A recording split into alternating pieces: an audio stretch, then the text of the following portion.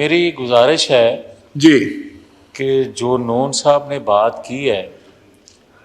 وہ سارے ہاؤس کی آواز ہے، اور جو بات راجہ ریاض صاحب کہہ رہے ہیں اس پہ بھی پورے ہاؤس کا اگر کوئی ایک آدھ اس پہ اتفاق نہ کرے تو الگ بات ہے، مگر پورا ہاؤس اس پہ متفق ہے کہ آپ یہ دیکھیں کہ اگر جی جاری رکھیں پلیز. نوید صاحب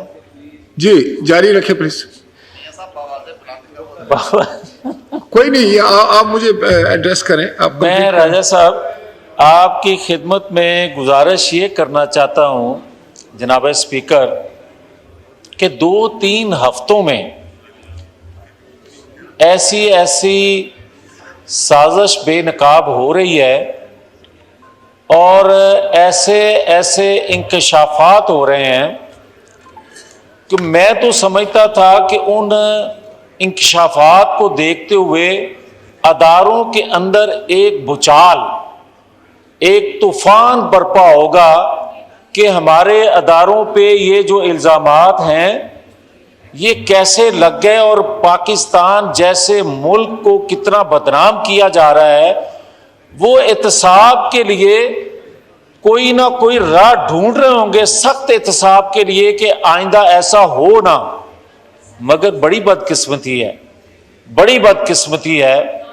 کہ بڑی ڈھٹائی سے وہ چہرے جو شرم کے مارے جو ہے وہ لوگوں کو چہرہ نہ اپنا دکھا سکتے، وہ ڈھٹائی سے ٹکٹیں بھی تقسیم کر رہے ہیں اور سہولت کاری کا رول بھی ادا کر رہے ہیں. تو اس کے ہوتے ہوئے آج میں سن رہا تھا اس جماعت کے جنرل سیکرٹری اس بل پہ جاوید لطیف صاحب میں وہی عرض کرنا اس بل پہ بات میں یہ عرض کرنا چاہتا ہوں کہ ان کے جنرل سیکرٹری جو ہیں وہ آج کہہ رہے تھے کہ وقت آ گیا ہے کہ جو الزامات لگا رہے ہیں عمران خان صاحب، اور جو نوید صاحب ایک سیکنڈ اگر اجازت دیں صاحب، وہ کہہ رہے تھے کہ اگر آپ جو الزامات عمران خان لگا رہے ہیں آرمی چیف یا اداروں پہ، بہتر ہو کہ وقت آ گیا ہے وہ مل بیٹھیں، ایک دوسرے کی غلط فہمیاں دور کر دیں. تو پھر جناب کچے کے ڈاکو کا کیا گناہ ہے؟ کچے کے ڈاکو کو بھی آئی جی پولیس سے بیٹھنا چاہیے، کیونکہ ابھی تک وہاں جو آپریشن ہو رہا ہے پھر اس آپریشن کے نتیجے میں اگر مکمل نتیجہ نہیں نکل پایا اور اسی طرح زبان پارک میں پیٹرول بم پھینکنے سے، گلیل چلانے سے اس کو نہیں پکڑا جا سکا، تو پھر وہ بات درست کہہ رہا ہے کہ ایک آرمی چیف سے وہ بیٹھ جائے اور کچے کا ڈاکو آئی جی پنجاب سے بیٹھ جائے. مگر یہ مسئلے کا حل نہیں ہے. مسئلے کا حل یہ ہے کہ اگر order in the house please. مسئلے کا حل یہ ہے کہ کب تک فیصلوں سے پاکستان کو نقصان پہنچتا رہے گا اور ہم یہ کہیں گے چلو مٹی پاؤ آگے چلیں. یہ مٹی پاؤ آگے چلنے سے کام نہیں بنے گا. آپ دیکھیں کہ ایک فیصلہ آیا، ذوالفقار علی بھٹو کو پھانسی پہ لٹکا دیا گیا اور پھر کہا گیا کیونکہ اب وہ واپس نہیں آ سکتے لہذا آگے چلیں.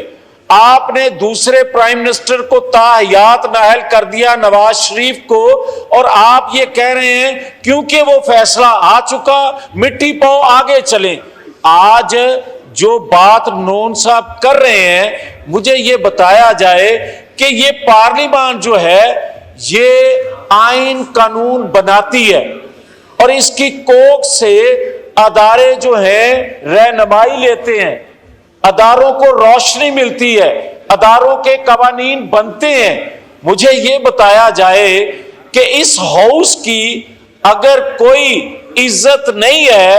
اس ہاؤس کی کوئی اہمیت نہیں ہے، تو پھر اس ہاؤس سے بننے والے قوانین جو ہیں ان پر آپ یہ کہتے ہیں توہین عدالت، توہین فلاں ادارے کی ہو گئی، اور ہمیں تو کبھی بندوق والے پکڑ لیتے ہیں اور کبھی جو ہیں وہ ہتھوڑے والے پکڑ Thank you. لیتے ہیں. یہ جناب اسپیکر میری گزارش ہوگی کہ ماضی میں بھی ایسا نہیں ہوا، اور ایک دفعہ جو ہوا تھا وہ بھی اسپیکر صاحب نے جو ریکارڈ پیش کیا تھا انہوں نے بھی توہین پارلیمان کیا تھا. اور آج بھی کمپرومائز نہ کیا جائے، جو پارلیمان نے فیصلہ دے دیا ہے اسی کو